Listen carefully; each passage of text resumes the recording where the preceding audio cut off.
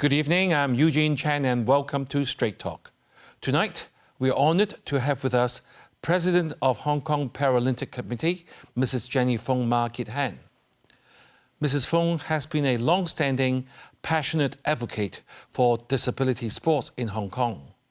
Jenny is also the president of the Hong Kong Sports Association for the Physically Disabled, having been with them for 38 years and is currently the vice chairman of the Sports Commission.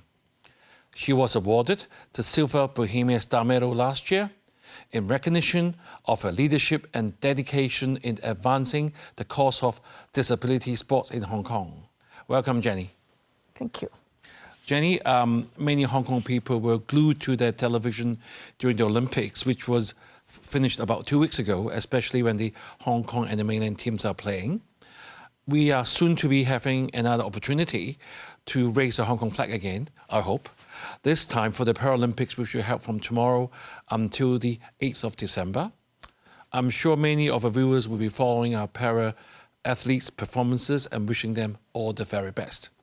We must thank you, Jenny, for this fantastic work you have done, devoting your time over the last 4 decades to our para-athletes, and you have really been pivotal in securing a long-term future for the people in Hong Kong. So perhaps we can start with the background of the development of disability sports in Hong Kong. How did it all begin, and is there a founder for disability sports in Hong Kong? Yes, actually, the Sports Association for Physically Disabled was founded by Dr. Harry Fong, a very renowned orthopedic surgeon, in 1972. He had the idea to use sports to help the rehabilitation of his patients. So he founded the association, and then from there we began. So at that time, when he first started, we were actually defined as an NGO, rehabilitation, social welfare. Department gave us some money with little funding for sports, so that when they had to go out for overseas games, they had to go cap in hand everywhere to ask for funding. So that was how I began my engagement with them as a sponsor. That was in 1986. Right. Could you share with us with an overview of the current landscape of the disabled population in Hong Kong? I mean, not many people have talked about that before. And what is the level of their participation in the Paralympic sports? Well, Hong Kong is actually quite a happy place. Right. In that we don't have army, we don't have injured soldiers, and we don't have superhighways. So we are not having a big disabled population. And this is a good thing. But we actually had some difficulty in finding new blood because we have good medical attention, not many prenatal deformities.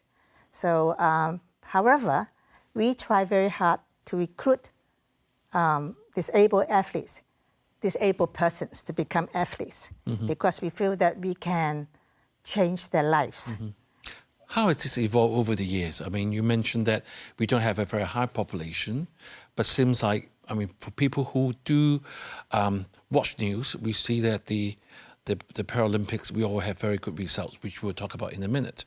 So how does all this evolve since, I mean, you were participating since 1986. How has that evolved? Has there been more and more people or fewer and fewer people? More and more people give us attention. But we are forerunners in the 70s and 80s. So we don't have a lot of competition then, because in Asia, we are among the first. And even the mainland China hasn't even started. Right. And I don't know how to say it, but just that we don't have many disabled persons, and that's why we don't have a lot of disabled athletes. However, as the attention grow, we actually can recruit quite a number of special school students and get them to get interested in sports, because they know that if they work hard and they train well and they excel, they can represent Hong Kong and go places. Right. I think a lot of viewers will be, very respectful for the work you've done. Nearly 4 decades, 38 years isn't a short time by any standard. What is your motivation and what keeps you going for 38 years, quite some time? I actually love watching them. Actually, I know that when I go to most of the overseas competitions, and when I go there and I watch them and I feel very touched by what they do. I cry a bit when they win. I cry a bit when they lose. It's just that I feel that we can change lives. Many disabled persons I come across tend to ask one question: why me? So I think my mission is to lift them up from the mire of self-doubt and self-pity, and then engage in sports, prove themselves, and then share the limelight on the world podium, like Vivian Kong, like Zhang Galong, like Chiffon. So I enjoy doing it. So that's why I keep doing it. So it's a very rewarding experience, I'm sure. Very rewarding experience. I can feel your passion even by talking with you. I'm sure the viewers feel that as well. Do you, you're now telling us very good stories of what you've been. Has there been any specific challenges that you find that had let you down, or you can be disappointed over the last 38 years? No, I have been happy all along. I'm a kind of person who only enjoy what I do. If I don't enjoy it, I won't do it. Right. So it's a very enjoyable experience for me all these years. Right. And you mentioned to me earlier, one way of helping the para-athletes is making them feel that nothing is impossible. And then can you share it with the audience? You told me something about the logo of the Paralympics. Maybe you can tell them how you see it. Okay. Now, if you look at the Olympic logo, they have like 5 rings, which represent like 5 continents, trying to bring sport together, bring the nations together. And then for the Paralympic logo, you have 5 colored crescents. Right. It's blue, green, and red. And that represent the colors of major national flags. Again, it's to bring nations together in para sports. But for me personally, I look at the crescents and it reminds me of the apostrophe. Right. Apostrophe that we can put into the word impossible. Okay, you put the apostrophe between I and the M in the word impossible. You break it into 2. You break it into 2 and becomes I'm possible. So our disabled athletes can actually do something which they thought wouldn't be possible before. So I think the apostrophe, the crescent, is I'm possible. Right. Thank you, Jenny, for sharing this with us, because, viewers, keep in mind that this is the first time this has gone public. So thank you very much for giving Straight Talk. It's my personal interpretation, okay? Right. We often talk about, the mainland. All our athletes from the able Olympics, they go to train in the mainland. Does our Paralympics also go to work in the mainland as well? As I said, we are the forerunner in Asia, and China hasn't even started. But I think Deng Xiaoping's son, Fong, came to Hong Kong to visit us. That was in the late 80s. And then he was very impressed with what we did, what we are doing. And when he went home, he started the Paralympic movement in China. And you know that once China started to do something, they are unstoppable. I would like to say that we had a little bit of contribution. First, we let him know that sports can do rehabilitation. Right. And make people ask a question, why not me? Why can't I have the limelight? So, and then we shared the experience with China, and we shared the equipment too. Wheelchair fencing. Unlike Zhang Galong, that can go like taking ballet and doing the advance and retreat.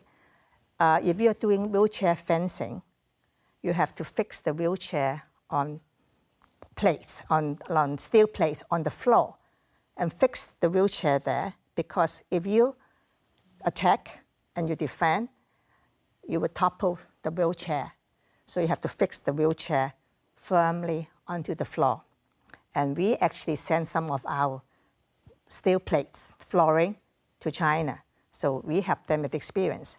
And then we also help them with physiotherapy. My company sponsor physiotherapy course.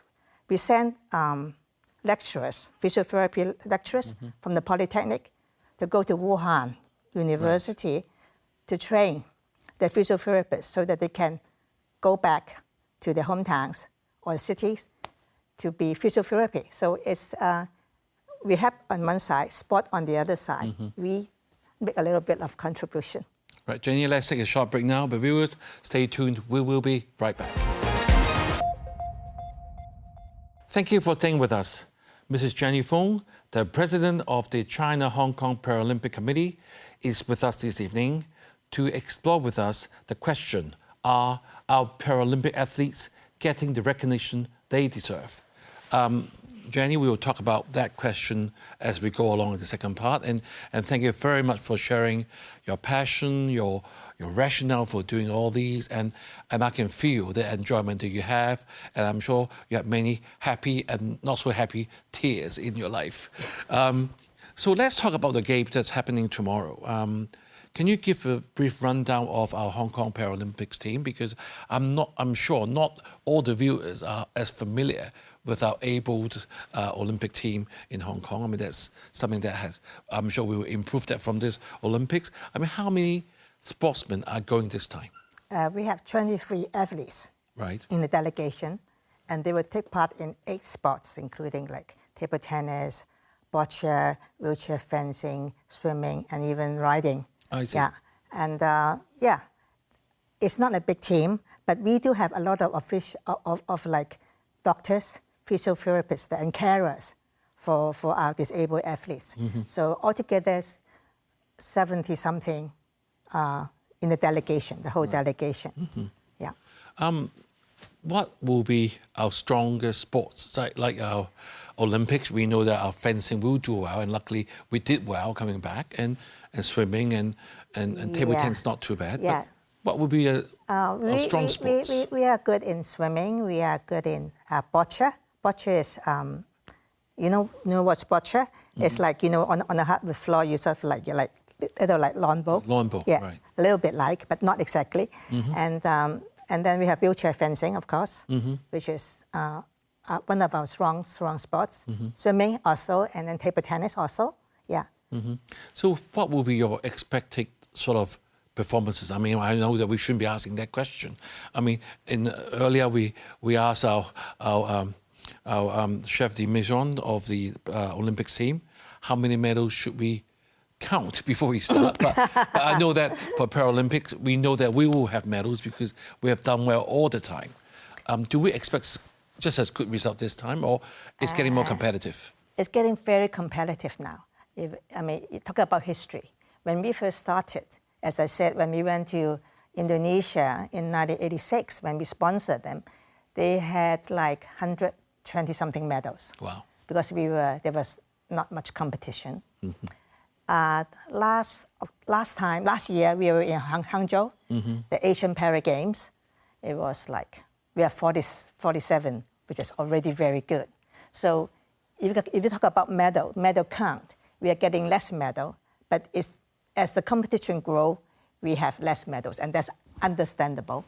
Competition is very, very keen, getting keener every time. So I don't want to predict how many we will get. We will get some, I'm sure, but how many, I don't want to put pressure on our athletes. Even Mike Stevenson won't be able to answer the question for you, right?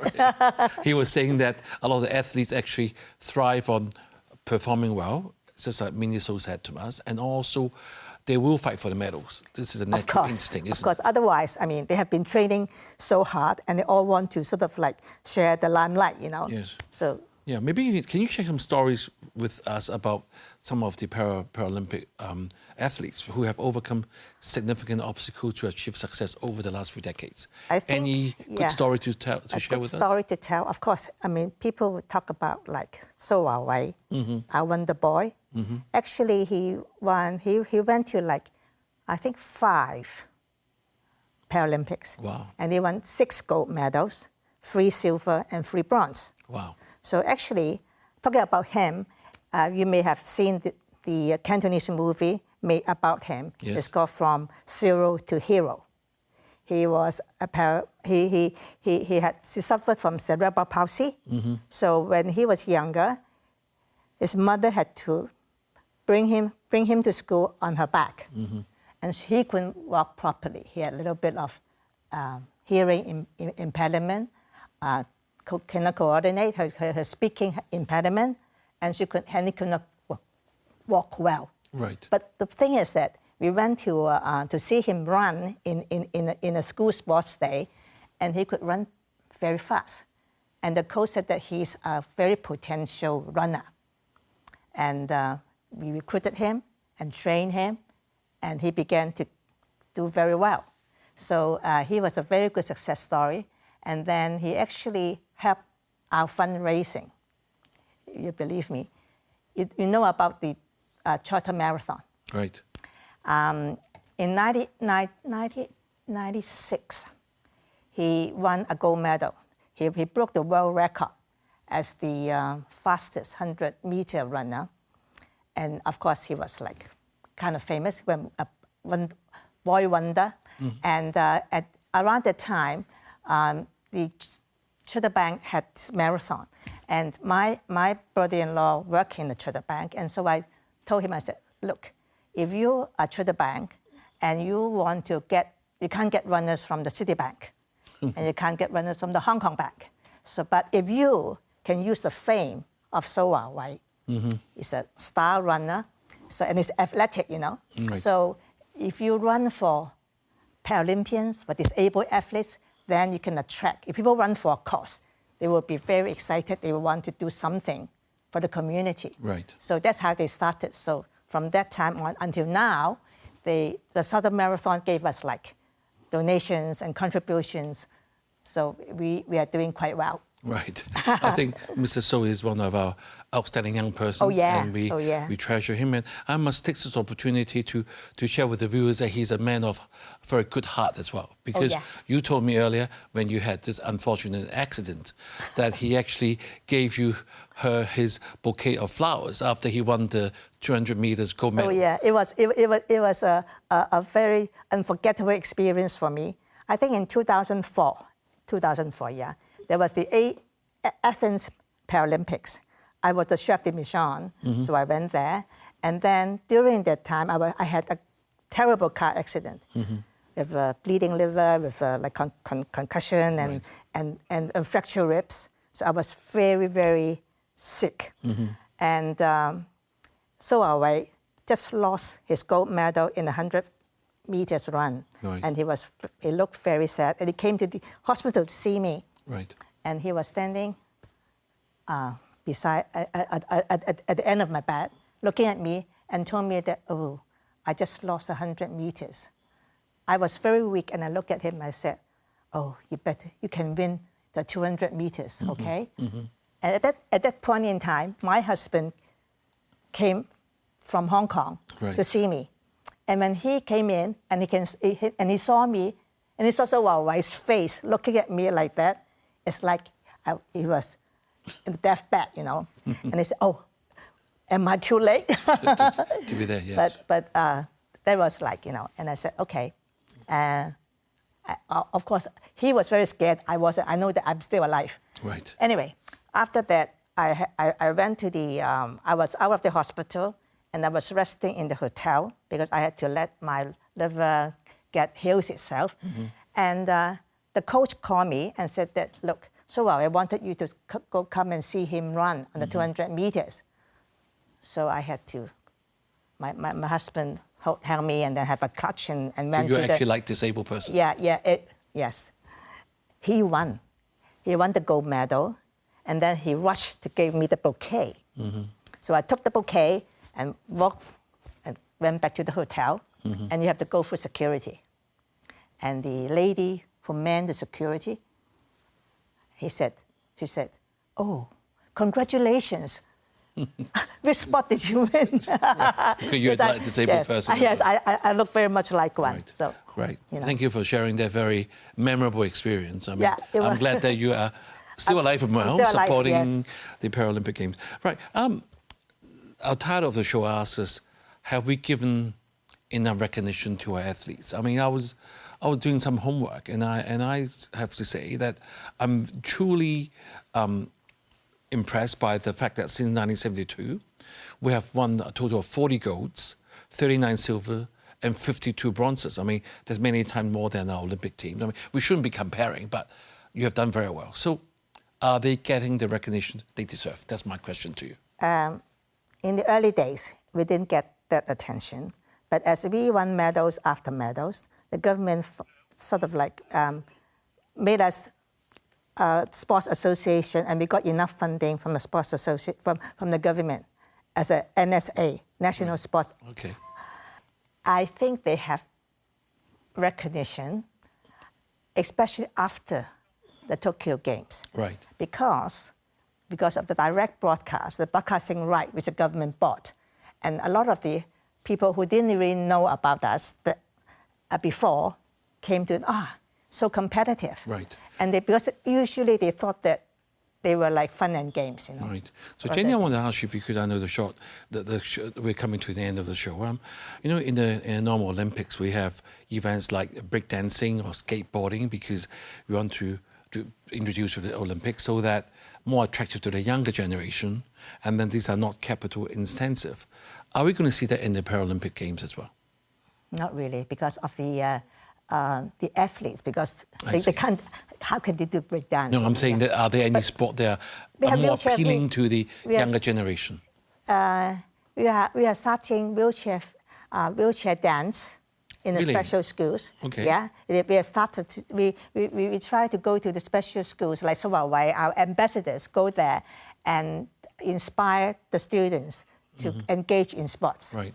So my last question for you tonight. I mean, I wish I got more time and for you to share more with the viewers. What message would you like to send to the public about the importance of supporting Paralympic Games? Paralympic Games is not a game changer. As I said, it's a question changer. If we support the athletes, we support the disabled persons to change the question from why me to why not me. So if they understand this and support us, then they can change their lives. Okay, good. Hopefully more of our viewers will contact you after our show tonight.